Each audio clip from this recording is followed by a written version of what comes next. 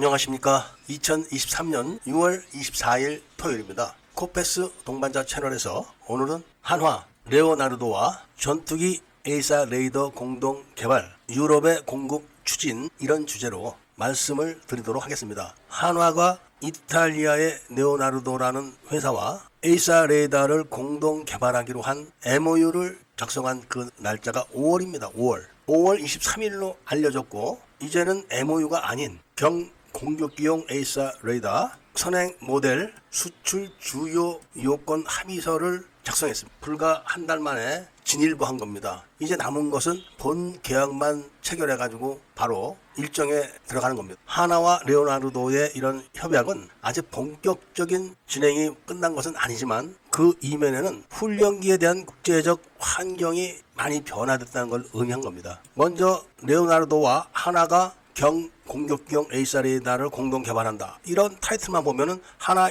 이 사람들이 지금 FA50 수출을 막는 거 아니냐, 왜 이런 좋지 않은 짓을 하냐, 이런 생각 하실 분들도 많이 있습니다만 그런 거는 절대로 아닙니다. 첫 번째로 미국의 롱마가 T50을 TF50A와 TF50N으로 나눠서 이미 개발을 끝내가지고 미 공군과 해군에 제출을 했습니다. 여기서 M346도 미국 공군과 해군에 납품을 할 수는 있지만 롱마가 제출한 그 모델에는 미치지 못하기 때문에 훈련기 시장에서 도태될 위기를 맞은 겁니다. 그 위기를 돌파하기 위해서 한국과 손을 잡으려고 했었는데 그 분위기가 또 좋지 않게 진행되기 때문에 결국은 에어버스와 손을 잡은 겁니다. 잘 아시는 것처럼 에어버스사는 유럽의 맹주, 그리고 에어버스사가 훈련기가 없습니다. 그래서 레오나르도사와 에어버스사가 손을 잡고 유럽의 M346 훈련기와 M346 FA 공격기를 공동으로 공급하는 안을 추진하면서 첫 번째로 M346에 장착되었던 12.7mm 기관총을 제거하고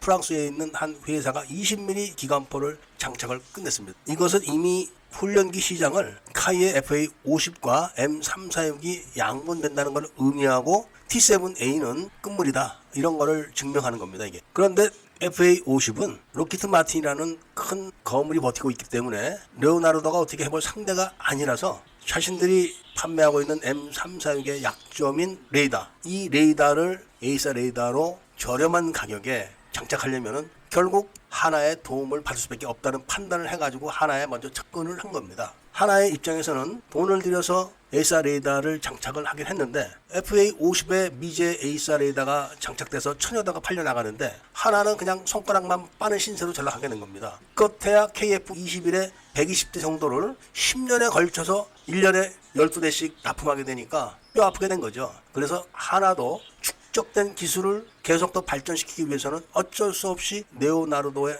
제안에 손을 안 잡을 수가 없는 겁니다. 사실 한국의 에이사 레이더 업체들은 소프트웨어에 대한 실력이 아주 낮습니다. 취약하죠. KF21에 장착된 에이사 레이더도 중소기업이 소자를 직접 개발하는 바람에 하드웨어를 어렵게 완성해가지고 이스라엘의 도움으로 소프트웨어가 완성된 겁니다. 그 과정에서 하나가 많이 스타디를 한 거죠. 그렇지만 그 부분은 KF21용에 국한된 분야입니다. 얼마 전에 LIG에서 만들었다는 공격용 에이사 레이더도 하드웨어만 달랑 만드는 겁니다. 소프트웨어를 장착하지 못한 겁니다. 그래서 하나는 레오나르도사와 손을 잡고 하나가 하드웨어를 분담하고 레오나르도사가 소프트웨어를 분담해서 완성을 시키게 되면 이게 경쟁력이 있게 되는 겁니다. 그런데 레오나르도사와 에어버스가 유럽 각국의 훈련기를 다 교체하는 그런 사업에 뛰어들기 때문에 그 숫자가 만만치가 않습니다. 그러니까 기존적으로 레오나르도사가 유럽에 판매했던 기계식 레이더를 전체를 교체해야 되는 게 500대가 넘는, 거기다가 에어버스사를 등에 업고 신규로 판매하는 훈련기와